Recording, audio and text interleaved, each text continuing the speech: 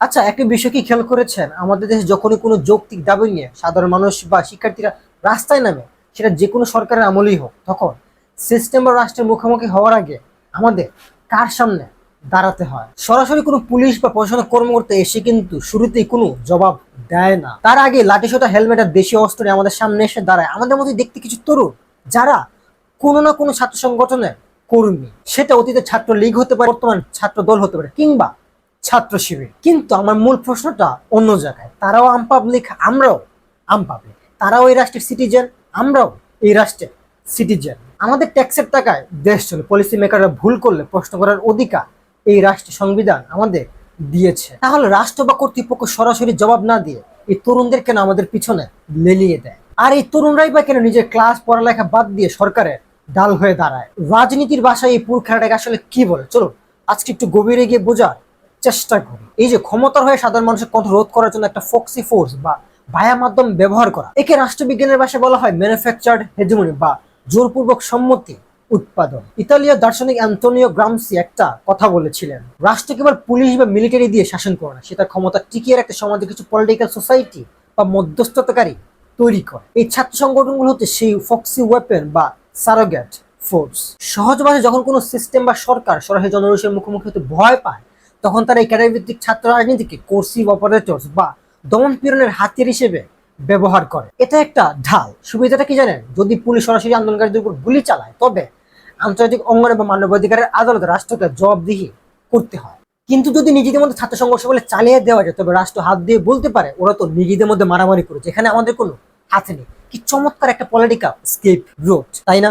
আজ থেকে 70 বছর আগে নিকোলো ম্যাকিয়াভেলি তার বিখ্যাত বই দ্য প্রিন্সে লিখেছিলেন, শাসকের ক্ষমতা ধরে রাখতে হলে যে কোনো পন্থায় অবলম্বন করতে হবে, হোক তা নৈতিক কিংবা অনৈতিক।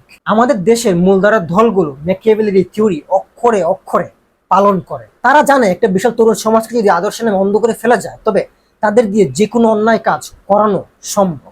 একে পলিটিক্যাল সায়েন্সে বলা হয় প্যাট্রন ক্লায়েন্ট রিলেশনশিপ। এখানে দলের বড় নেতারা হলো প্যাট্রন বা পৃষ্ঠপোষক, আর এই তৃণমূলের ছাত্ররা হলো ক্লায়েন্ট। নেতাদের দরকার ক্ষমতা আর রাজপথের নিয়ন্ত্রণ, আর এই ছাত্রদের কি দরকার? হলো একটা সিট, ক্যাম্পাসে একটু পাওয়ার খাটানো, ভবিষ্যতে একটা ভালো চাকরি বা টেন্ডারের ভাগ। এই সামান্য বৈশ্বিক লোভের বিনিময়ে তারা তাদের নিজেদের বিবেককে বিক্রি করে দেয়। তারা ভুলে যায় যে তারাও এই সমাজের অংশ।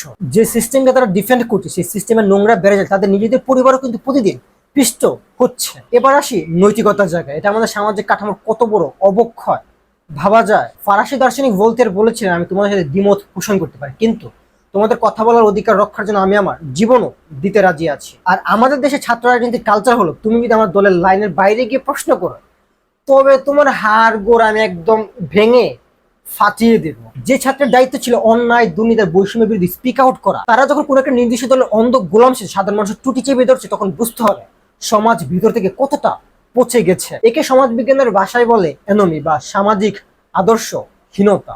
যখন একটা সমাজ ন্যায় আর অন্যায়ের মধ্যে পার্থক্য করতে ভুলে যায় এবং সির্ফ ক্ষমতার লোভে নিজের বায়ের উপর লাঠি তোলে, তখন সেই সমাজ আর রাষ্ট্রকে কোনোভাবেই সুস্থ বলা যায় না। আগে ছাত্রলীগ যা করেছে, ক্ষমতার হাত বদলে যদি ছাত্রদল কিংবা ছাত্র শিবির একই কাজ করে, তবে বুঝতে হবে চেহারা বদলেছে, কিন্তু ফেসিবাদী সিস্টেমটা বদলায়নি। আমাদের দেশে সাধারণ আম পাবলিক যখন পাহারা দেয় তথা রাষ্ট্রকে প্রশ্ন করতে যায়, তখন এই অন্ধ ফক্সিদের লেলিয়ে দেওয়া হয়। কিন্তু ইতিহাস সাক্ষী, কোনো ফক্সি ফোর্স বা লাঠিয়াল বাহিনী দিয়ে চিরকাল গণ আকাঙ্ক্ষাকে চেপে রাখা যায়নি। আজ হোক বা কাল হোক, এই তরুণদেরও বুঝতে হবে যে নেতারা এসি রুমে বসে বসে কেবল অর্ডার দেয়, রাজপথে মরতে হয় বা সারা জীবন কলঙ্ক বয়ে বেড়াতে হয় সাধারণ গড়ের ছেলেদের। যতক্ষণ না পর্যন্ত আমরা এই লেজুর ভিত্তিক ছাত্র রাজনীতি এবং চামচামের কালচার থেকে বের হতে পারছি, ততক্ষণ ক্ষমতা ছেড়ে যেই বসুক না কেন, আমাদের ভাগ্য কখনোই পরিবর্তন হবে না। এই লেজুর ভিত্তিক ছাত্র রাজনীতি নিয়ে আপনার মতামত কি? দেখা হচ্ছে পরের ভিডিওতে। আল্লাহ।